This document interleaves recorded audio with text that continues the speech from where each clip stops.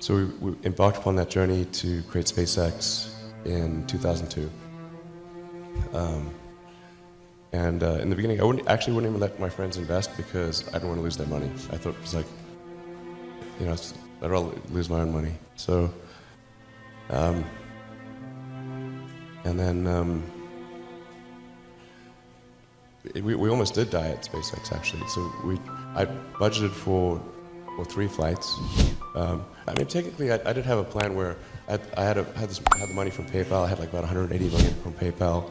And I thought, you know, I'll allocate half of that to SpaceX and Tesla and Solar City, and that should be fine. I'll have 90 million, like just lots, you know. But then what happened is things cost more and took longer than I thought. So I had a choice of either put the rest of the money in or the companies are going to die. And it's like, so I ended up putting all the money in and borrowing money for rent from friends. 2008 was brutal. 2008 we had the 3rd consecutive failure of the Falcon 1 rocket for SpaceX. Tesla almost went bankrupt. We closed our financing round 6 p.m. Christmas Eve 2008. It was the last hour of the last day that it was possible. We would have gone bankrupt 2 days after Christmas otherwise. And I got divorced. That was like rough, man.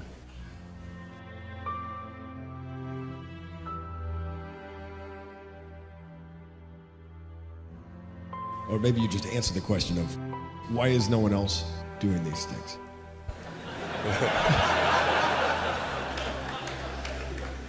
What's your pain threshold? Yeah. Well, if it's real high.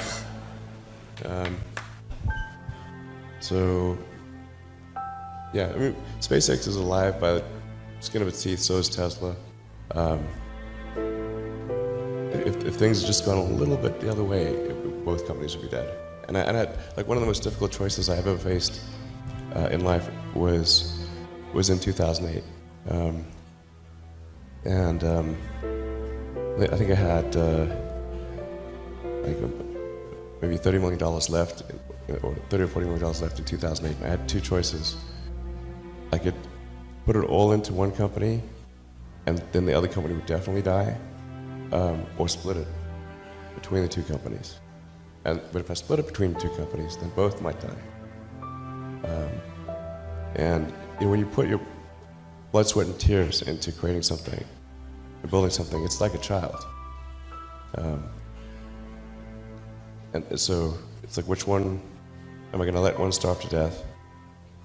I couldn't bring myself to do it, so I split the money between the 2.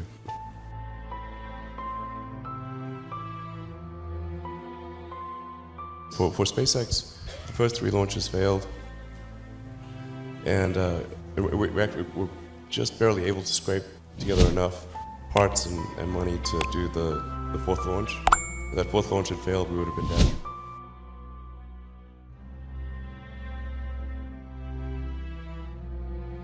I tried very hard to get the right expertise in for SpaceX. I tried hard to find a great chief engineer for the rocket, but the good chief engineers wouldn't join, and the bad ones, well, there was no point in hiring them. So I ended up being chief engineer of the rocket.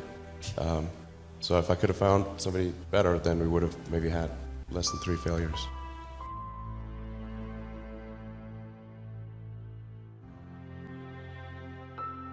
How do you plan a business where you know, the rocket business, you know some of these things are going to blow up on the launch pad? How does the business plan work? I don't really have a business plan. Yeah, I haven't had a business. I had a business plan way back in the Zip 2 days. But these things are just always wrong. So I just didn't bother with business plans after that.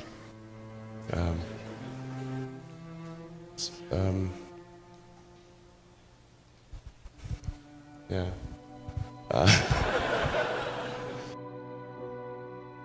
One thing I really like about you is you are unusually fearless and willing to go in the face of other people telling you something is crazy. And I know a lot of pretty crazy people, you still stand out. Where does that come from, or how do you think about making a decision when everyone tells you this is a crazy idea? Or where do you get the internal strength to do that?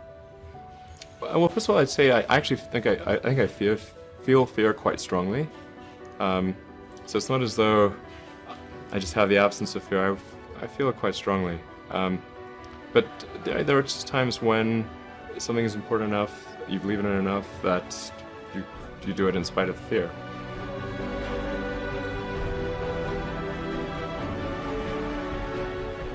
How did you get the expertise to be the chief technology officer of a rocket ship company? Well, I do have a physics background. That's helpful as a foundation. And then I read a lot of books and talked to a lot of smart people. You're self-taught? Yeah. Well, self-taught, yes, meaning I don't have an aerospace degree. So how did you go about acquiring the knowledge? Well, like I said, I read a lot of books, talked to a lot of people, and have a great team. The odds of me coming into the rocket business, not knowing anything about rockets, not having ever built anything, I mean, I would have to be insane if I thought the odds were in my favor. Why even begin? When something is important enough, you do it even if the odds are not in your favor. You know, there are American heroes who don't like this idea. Neil Armstrong, Gene Cernan have both testified against commercial spaceflight in the way that you're developing it, and I wonder what you think of that. I was very sad to see that, because those guys are, yeah. You know, those guys are heroes of mine, so it's really tough. You know, I wish they would come and visit and see the hardware that we're doing here. And I think that would change their mind. They inspired you to do this, didn't they? Yes.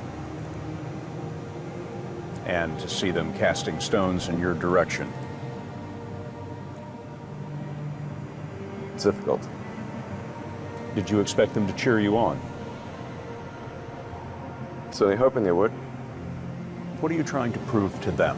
What I'm trying to do is to make a significant difference in spaceflight and help make spaceflight accessible to almost anyone. And I would hope for as much support in that direction as we can receive. When you had that third failure in a row, did you think, I need to pack this in? Never. Why not? I don't ever give up.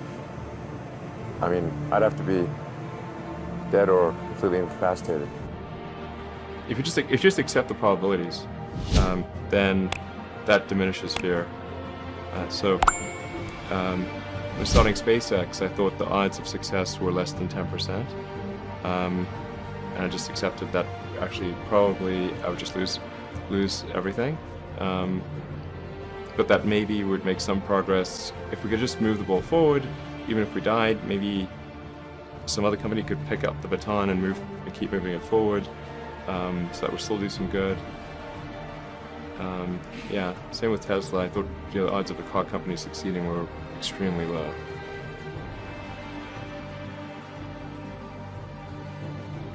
There are people who've been in the rocketry business for decades, Yeah. who say about you that you don't know what you don't know. Well, I suppose that's true of anyone. How can anyone know what they don't know?